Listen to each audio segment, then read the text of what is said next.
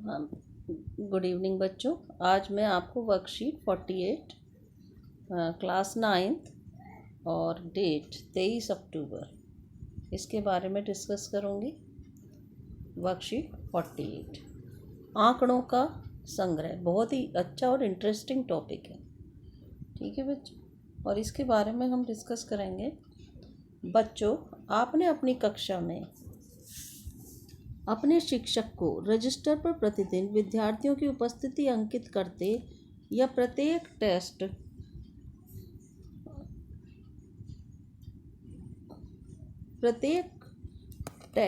अथवा परीक्षा के बाद अपने द्वारा प्राप्त अंकों को अंकित करते हुए अवश्य ही देखा होगा।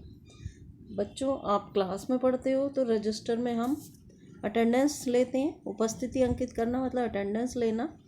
और या फिर जब हम एग्ज़ाम्स देते हैं तो किस बच्चे के कितने नंबर हैं ये भी आपने देखा होगा, तो वो हम नोट करते हैं, सब अंकित करते हैं। इसी प्रकार आपने क्रिकेट के स्कोर बोर्ड, अब कुछ बच्चे क्रिकेट खेलने देखने के शौकीन होते हैं तो वो देखते हैं कि स्कोर बोर्ड आता, जिससे हमें पता लगता है ये सचिन ने इतने रन बनाए और विराट कोहली ने इतने रन बनाए, इतने विकेट लिए, इतने मेडन ओवर। तो ये सब चीज़ें हम इन सब चीज़ों को क्या कहते हैं? आंकड़ों का संग्रह। देखिए, जैसे ये हम क्रिकेट का वो दिया हुआ है इन्होंने कि क्रिकेट के मैदान में जब खिलाड़ी खेलते हैं तो हम उस तरह हम गेंदबाजों की, जैसे गेंदबाज का नाम ABCD। ओवर कितने हैं? 10-10 ओवर सभी को करने होते हैं। तो 10 इसने ए ने 2 मेडन ओवर का मतलब खाली ओवर, एक भी रन नहीं दिया। हाँ, बी ने 1 मेडन ओवर, सी ने 2 मेडन ओवर, डी ने मतलब इतने खाली ओवर फेंके और बचे हुए ओवरों में कितने कितने रन दिए। ए ने 20, बी ने 30, सी ने 20, डी ने 50। यानी कि 2 मेडन थे तो 8 ओवर ऐसे थे जिसमें रन दिए गए, उसमें कितने दिए? 40। इसमें 1 मेडन था तो 9 में कितने रन दिए? 30। इसमें 2 मेडन थे तो 8 में कितने दिए? 20। 1 मेडन था। और लिए गए विकेट, पहले वाले ने कितने विकेट लिए? 3, दूसरे ने 2, तीसरे ने 1, चौथे ने 4। ठीक है, तो इस तरह हम एक आंकड़ों को संग्रहित करते हैं और उसको कहते हैं, क्या कहते हैं? सांख्यिकी। आज हम सांख्यिकी की ये शुरुआत कर रहे हैं। दैनिक जीवन में हम किस प्रकार इसको हम समझ सकते हैं, आज हम ऐसा आपको समझाएंगे। अब देखिए, आप जानते हैं कि खेल में कौन जीता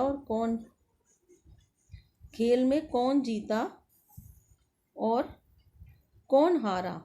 केवल यही सूचनाएं स्कोर बोर्ड पर अंकित नहीं की जाती। स्कोर बोर्ड से आप खेल के बारे में कुछ अति उपयोगी सूचनाएं भी प्राप्त कर लेते हैं जो उतनी ही महत्वपूर्ण होती हैं। उदाहरणार्थ, जब यह ज्ञात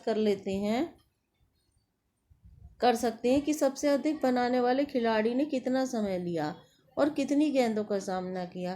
प्रतिदिन हम तथ्यों, संख्यात्मक अंकों, सारणियाँ, आलेखों आदि के रूप में विभिन्न प्रकार की सूचनाएं हमें देखने को मिलती हैं।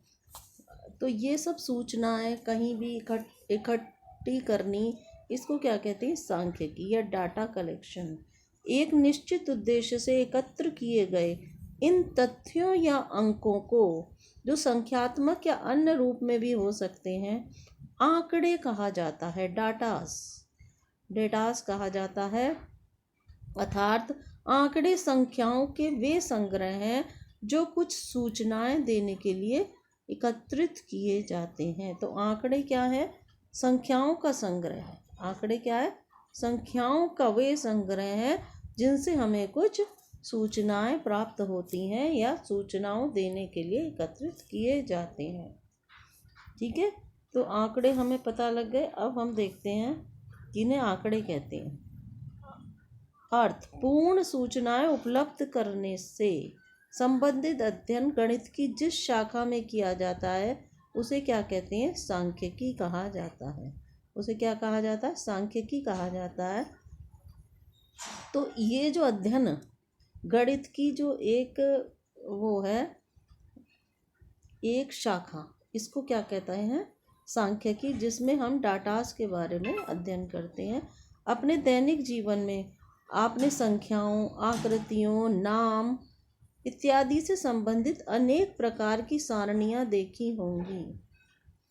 ठीक है, आकृति भी और सारणियाँ, बहुत सारी जिन्हें हम आंकड़े वो सारणियाँ हमें आंकड़े उपलब्ध कराती हैं। जैसे कि हमारा वेदर को हम कह सकते हैं कि मंडे को वेदर ऐसा रहा, या 10 दिन गर्म रहा, या कुछ दिन ठंडा रहा। तो ये सब सारणियाँ क्या होती हैं, ये सब आंकड़े होते हैं। आइए आंकड़ों के संग्रह से संबंधित अपनी समझ को और बेहतर बनाने के लिए हम कुछ क्रियाकलाप करते हैं। देखिए, पहला क्रियाकलाप ये आप बच्चे सब घर में कर सकते हैं। अभी आप लोग घर में रह रहे हैं और माना घर में आपके 5 सदस्य हैं। तो क्रियाकलाप 1, अपनी कक्षा के विभिन्न, या अब आप घर में रह रहे हैं तो घर के लोगों के लिए करेंगे, किन्हीं 20 विद्यार्थियों की लंबाई सेंटीमीटर में आंकड़े संग्रह करके एक तालिका बनाइए। ठीक है, सबकी लंबाइयों की, जैसे आपकी घर में मम्मी की, पापा की, भाई की, बहन की, इस तरह सबकी लंबाई का एक आप संग्रहित करके उनके लंबाई लिखिए। तो ये क्या बन जाएगी, एक सारणी, आंकड़ों की सारणी बन जाएगी।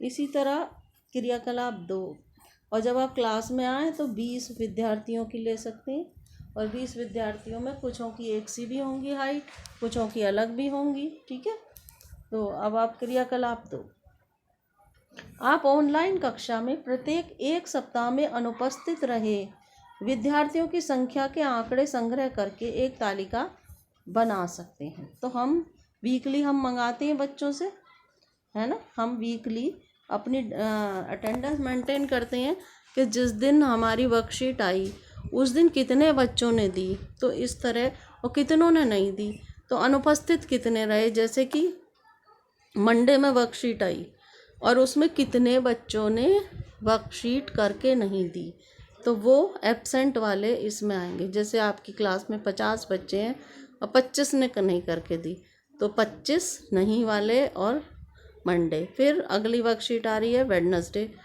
मैथ की, तो उस दिन ज़्यादा बच्चों ने करके दे दी, 30 ने करके दे दी, तो वेडनेसडे में कितने बच्चों ने, 20 अनुपस्थित रहे, क्योंकि 50 में से 30 गए 20।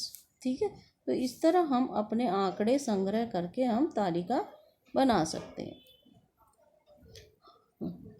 पहले क्रियाकलाप में आपने स्वयं अपने दिमाग में एक निश्चित उद्देश्य रखकर सूचनाओं को एकत्रित किया।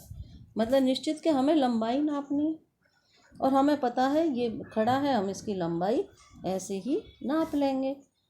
मतलब इसकी लंबाई ना घटेगी ना बढ़ेगी, जो है वही है। इस प्रकार एकत्रित किए गए आंकड़ों को प्राथमिक आंकड़े कहते हैं, जिनमें कोई अंतर कभी ना आए। वो कौन से होते हैं, प्राथमिक आंकड़े होते हैं। प्राथमिक आंकड़े की लंबाई नापनी है, किसी का वेट नापना है, किसी का रक्त समूह नापना, ब्लड ग्रुप, तो वो सब एक ही रहता है। तो ऐसे आंकड़े क्या कहते हैं, प्राथमिक।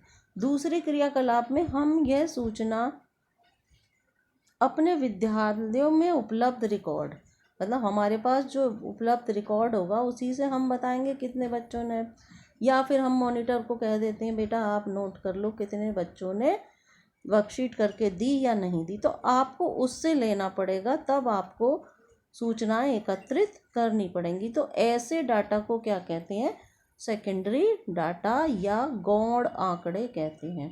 पहले वाले को प्राथमिक आंकड़े या प्राइमरी डाटा, जो डायरेक्ट हमें पता लग जाए, वो होता है प्राथमिक आंकड़े, और जिसके लिए हमें दूसरों पर निर्भर रहना पड़े वो होती हैं सेकेंडरी डाटा। ठीक है।